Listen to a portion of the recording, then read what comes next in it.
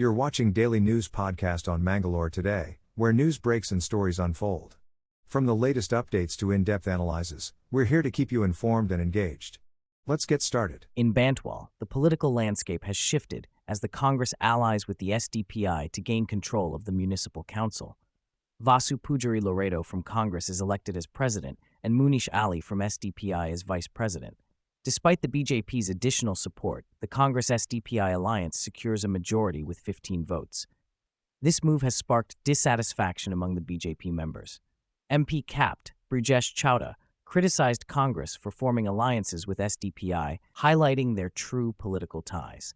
MLA Rajesh Naik accused the SDPI of being Congress's B team and criticized the Congress for their hidden alliances with communal forces.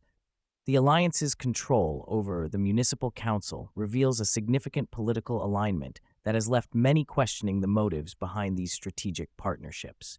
In our top story tonight, Snehamai Krishna, a petitioner in the Mysuru Urban Development Authority case, has accused Chief Minister Siddaramaiah of Karnataka of misleading the High Court. Krishna alleged that crucial information was concealed by the Chief Minister in his writ petition, which he claims is contempt of court. The petitioner is set to raise this issue on August 29th during the hearing of Siddaramaiah's petition. Krishna further alleged that Siddaramaiah deliberately left out the second page of his wife Parvati's letter to Muda in the petition, with apparent tampering using correction fluid. The Chief Minister had previously requested the High Court to halt an investigation ordered by the governor, with the court instructing a delay until August 29th. Stay tuned for updates on this developing story. In a disturbing incident in Mangalore, miscreants targeted MLC Evan D'Souza's residence in Valencia. Police have beefed up security after the attack, where two individuals on a bike pelted stones at the house. Fortunately, Evan was not present during the incident as he was in Bengaluru. A case has been filed at the Pandeshwar police station and a special team is on the lookout for the culprits behind this attack. Residents in the area are on edge following this brazen act of violence. Stay tuned to Mangalore today for further updates on this developing story. In a tragic incident near Nita College, a young college student, Janeth Shetty from Mala, lost his life as he fell off a bus when the driver suddenly applied brakes at a road hump. Janeth, a second-year BSc student at Nita College, had boarded the bus at Pulkari on his way to college. The sudden braking near the college's humps caused Janeth to fall off the front door of the bus. Despite being rushed to Manipal Hospital, Janeth succumbed to his injuries. The authorities are investigating the accident to determine the cause of this heartbreaking incident. Our thoughts and prayers are with Janeth's family and friends during this difficult time. In a significant development, a national task force has been formed by the Union Health Ministry for the safety of medical professionals following the Supreme Court's directive. The panel, led by the Cabinet Secretary, has experts and ex officio members such as Dr. D. Nageshwar Reddy, Dr. Pratima Murthy, and Surgeon Vice Admiral Arti Sarin. The task force aims to address safety concerns and working conditions of medical professionals. Meanwhile, the Indian Medical Association has urged the central government to enact a law to protect healthcare workers from violence. The ongoing strike by resident doctors has impacted healthcare services, with OPDs, admissions, and operations being severely affected. The Supreme Court has intervened in a recent rape and murder case of a trainee doctor in Kolkata, directing the task force to submit reports on preventing violence against medical professionals. Stay tuned to Mangalore today for more updates on this developing story.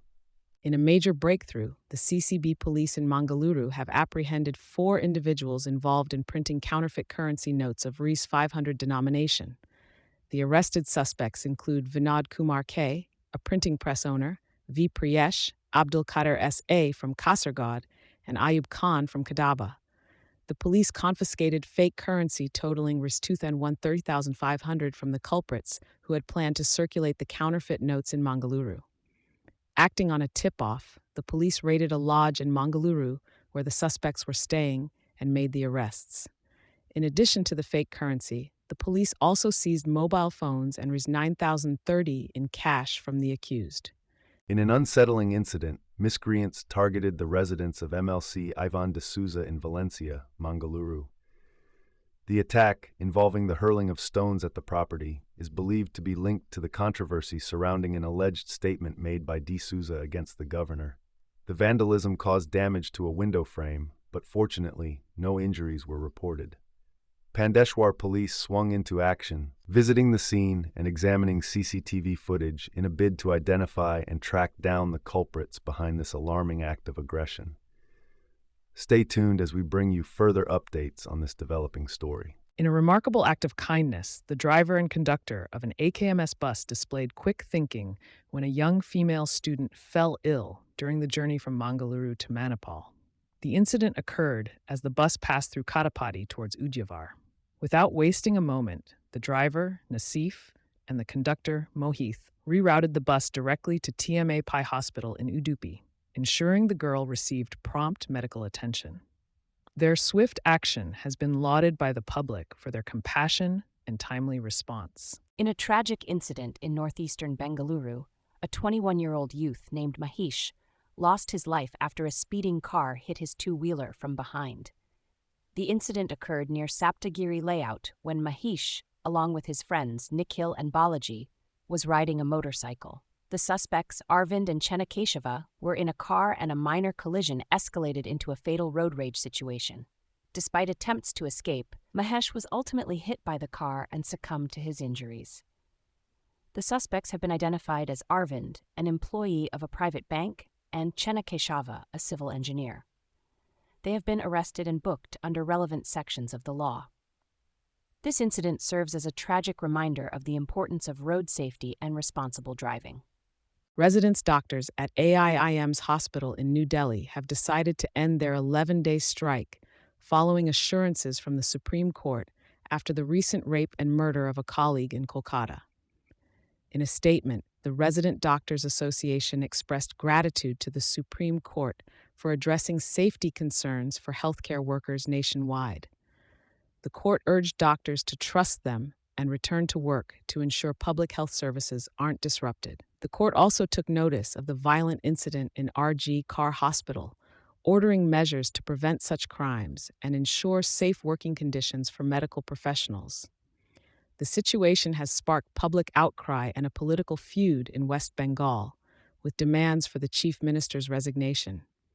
The Calcutta High Court has raised questions about the handling of the case, including the delay in filing a police report and the sudden transfer of the hospital chief.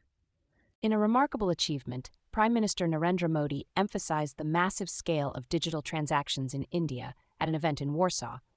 He highlighted that the daily UPI transactions in India now equal the entire population of the European Union. This milestone was further highlighted by Union Minister Ashwini Vaishnaw, who shared that India recorded a staggering 9,840.14 million UPI transactions in the first 20 days of August alone. The success of UPI reflects its growing importance in India's digital economy, with a 45% year-on-year growth and total transaction value exceeding 20.64 trillion. This growth has been acknowledged by the Reserve Bank of India, which noted a tenfold increase in transaction volume from 2019-20 to 2023-24. The dominance of UPI is evident in its critical role in India's cashless economy, with PhonePe and Google Pay emerging as key players in this booming digital payment ecosystem. Prime Minister Narendra Modi visited Poland, where he met his counterpart Donald Tusk to discuss boosting bilateral relations. This marks the first visit by an Indian Prime Minister to Poland in 45 years. PM Modi received a warm ceremonial welcome before the talks commenced. The Ministry of External Affairs spokesperson highlighted the significance of this visit in strengthening the India-Poland partnership. Donald Tusk also expressed his delight in welcoming PM Modi to Warsaw. During his stay, PM Modi is scheduled to hold discussions with President Andrzej Sebastian Duda. Additionally, he will be traveling to Kyiv as part of his two-nation visit.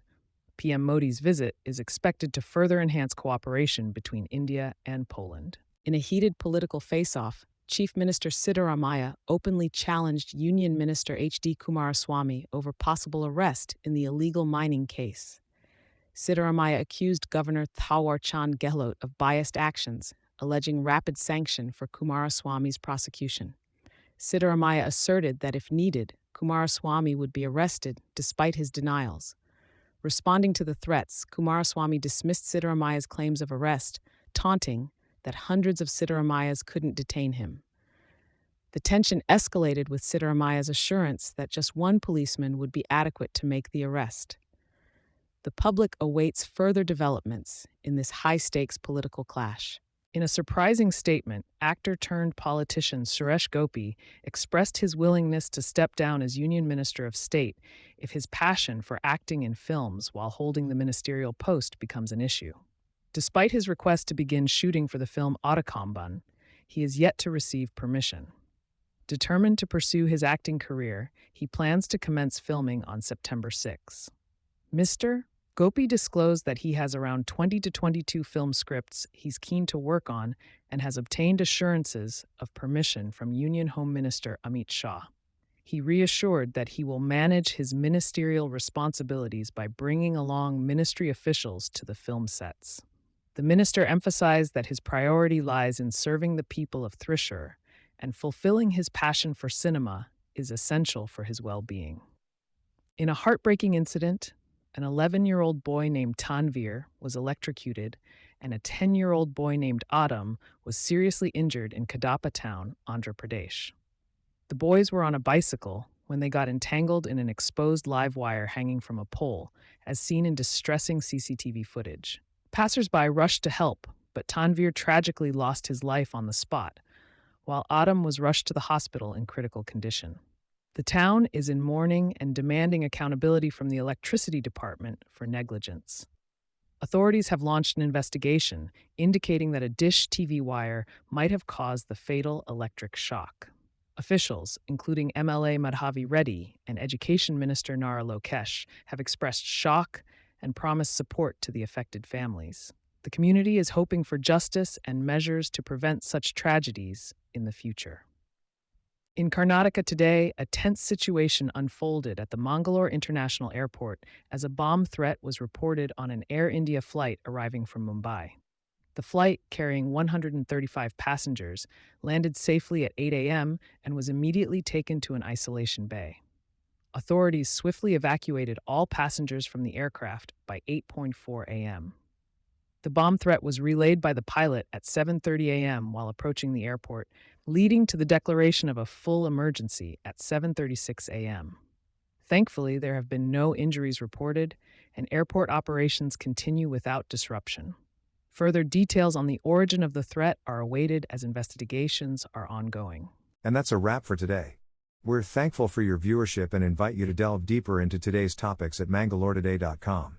Keep up with the ever-evolving world by subscribing to our channel. Thank you for being part of our day. Good night and stay informed.